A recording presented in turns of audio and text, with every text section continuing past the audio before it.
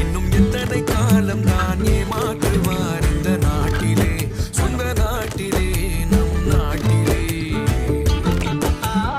எத்தனை காலம் நான் ஏமாற்றுவார் இந்த நாட்டிலே. யோ என்னையா இவ்வளவு நேரம் நின்றுகிட்டு இருக்கேன், யார் யாரையோ கூட்டு உட்கார வச்சுக்கிட்டு இருக்க? எங்களை பார்த்தா மனுஷன் மாதிரி தெரியலையா?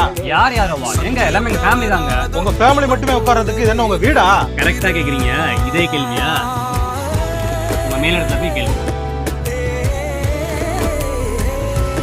இந்த ஆளு இங்க வருவான், இவன் இங்க வந்துருவான் பெரிய இடத்துக்கு.